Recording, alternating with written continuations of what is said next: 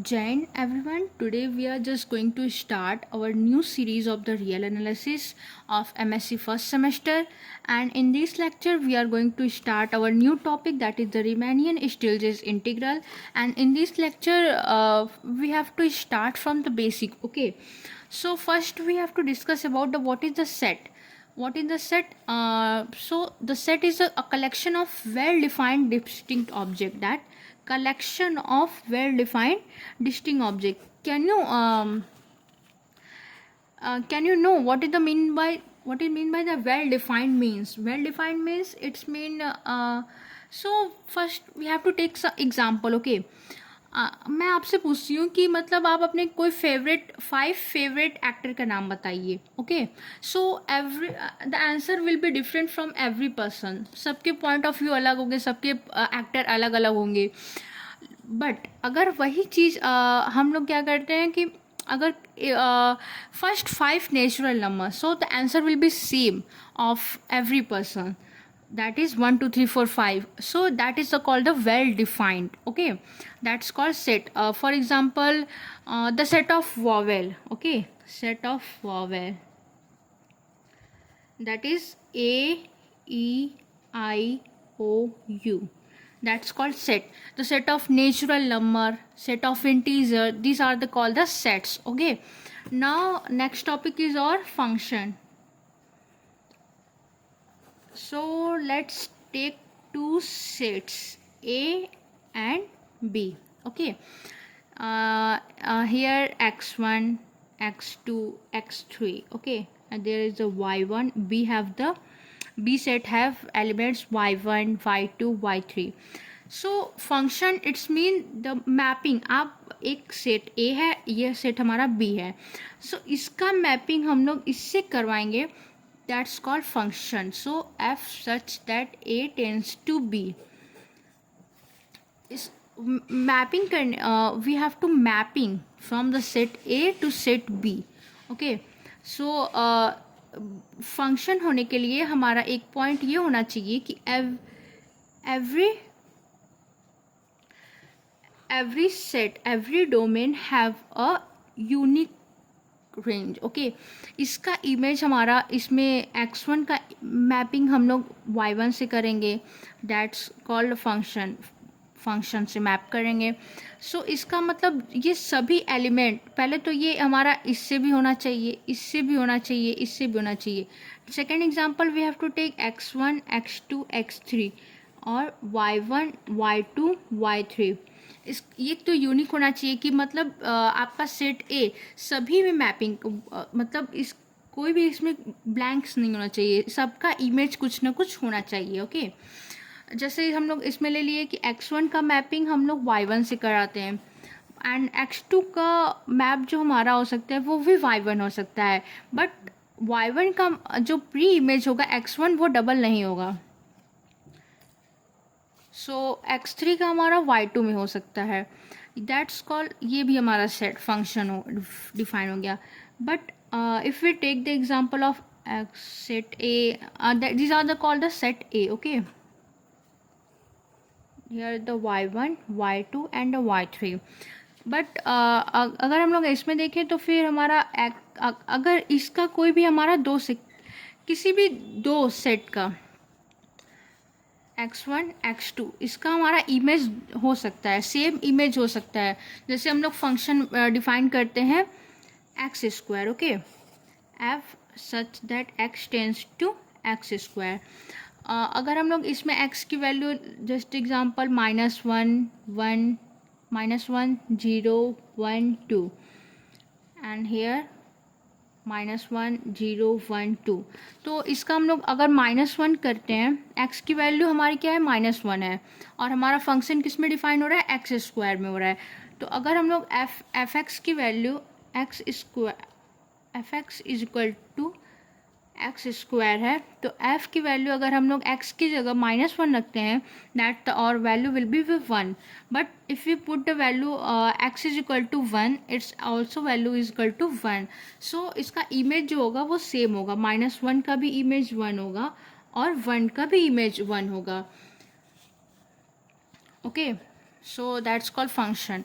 But ये हमारा function नहीं होगा, जैसे कि x1 x2 x3 and here y1 y2 and y3। ये हमारा x1 हमारा मैप किया y1 से, और x1 हमारा y2 से भी मैप किया। सो दिस आर, ये हमारा फंक्शन नहीं होगा बिकॉज इसके दो इमेज है, किसी भी एक पॉइंट के दो इमेज कभी हो ही नहीं सकते। So this is not a function, so that's called function. Here you have to see that the definitions of the function. Let x and y be the two sets in this also a and b. So x and y be the two sets and a corresponding f such that x tends to y is said to be a function for all x belongs to x, that the or image x belongs to x. There is a unique y. ये हमारा जो set domain, these are the called the domain and these are the called the range. अगर if इसमें हमारे जैसे होते हैं y4 भी हो सकते हैं, बट ये हमारा क्या हो जाएगा, को डोमेन हो जाएगा. These are the called the codomain, and if it have the unique image, then it will be called the range. So these are the example. You have to see that. Now we have to discuss about the what is the bounded function. It's mean a real valued function f such that x tends to r is said to be a bounded function if there are real number m and small m and capital M such that our function fx lies between the small m and capital M. Capital M is called the least upper bound, or it is also called the supremum of f. If capital m को हम लोग कहेंगे least upper bound और supremum of f if m is the upper bound. m हमारा क्या हो जाएगा, upper bound of f if our function is less than और function fx is less than और equal to m for all x belongs to x. And we have to take one more identification, that is the m star, capital M star, it is an upper bond of f, then m is less than or equal to m star. And the third point is for each epsilon is greater than 0, there exists a member x1, which is x1 belongs to capital X such that fx1 is greater than m minus epsilon. So you have to see in the diagram that here is the fx which is greater than or equal to m minus epsilon. These are the called upper bound of f. For example, we have to take some example that our function lies between the bounded function 0 to 2. That's called real number. So fx function हमारा define करता है x square में. So capital M is equal to, because it is the upper bound, that's called supremum. So we have to put the value x is equal to 2, so then m is equal to 4, then our upper bound are 4 5 6 7 and the supremum is called 4. In this we have to take small m and capital M. Capital M is the least upper bound and small m is called the greatest lower bound or GLB or infimum of f. इसको हम लोग greatest lower bond कब कहेंगे, जब हमारा क्या हो जाएगा, small m is called the lower bound of f, that the function is less than और equal to small m. And we have to define one more term, that is the m star, that it is the lower bond, then m star is less than or equal to small m. Small m star is less than or equal to small m. But in the least upper bond there is we define the capital M star, which is the upper bond, which is greater than or equal to capital M. But in the lower bond we have to take M star, which is less than or equal to M. And the third point is for each epsilon is greater than 0, there exists x1 belongs to x such that fx1 is less than m plus epsilon. Now we have to define one more term, that is the definition. Let a and b are two real number such that a is less than or equal to b. A and b are two real number. We have to take a and b are two real number, which is a is less than or equal to b by an interval I with end point a and b. We have to take interval here, okay, with end point a and b, that is the real number, the real line and we have to define one term, that is the a and b, that is the bound. We not say bounded, it's mean we have to take some interval, okay, that our end point is a and b, which is defined as a is less than or equal to b. So our first term is the closed interval, that the value of a and b are also included, that is the a and b, it is called the closed interval. And if the a and b are not included, then it is called the open interval. If here a included but b does not included, then it is called the closed left closed open right interval. And if there is a is not included but b is included in this, so this is called the left open right closed interval. Okay, here you have to see that all these 4 intervals. Now we have to define the length of the interval. Length of the interval, it's mean that the b minus a is called the length of the interval. Here is the b and the a, so length of the interval is b minus a. You have to see the definition here. Let I be an interval with endpoint a and b. The length of I is denoted by li and is denoted by li is equal to b minus a. Next definition, we have to see a function f such that x tends to r is said to be an increasing function if x1 x2 belongs to x. There are the interval x1 and x2, and this is the function defined. So x1 x2 belongs to capital X, this is the capital X, this is the capital Y. So x1 is less than or equal to x2, and the function defined on these are fx1 is less than or equal to fx2. This is called the increasing function. Okay, here you have to see the increasing function. The function defined on this set are increasing, so that is called the increasing function. Now next move to the topic, that is the, you have to see, let a and b be real numbers such that a is less than or equal to b. The partition p of ab, the partition, you know what is the definition of the partition? That's mean you have to take an interval a and b, and in this you have to take infinite, you have to say the infinite interval, infinite partition. आप किसी भी मतलब उसको partition इन हिंदी मतलब हिंदी में भी हम लोग समझ सकते हैं कि इसको हम लोग पार्टीशन मतलब कोई एक इंटरवल, रियल लाइन पे एक इंटरवल देते हैं, उसको हम लोग कई पार्ट में डिवाइड कर देते हैं, that's called the partition. So let's start.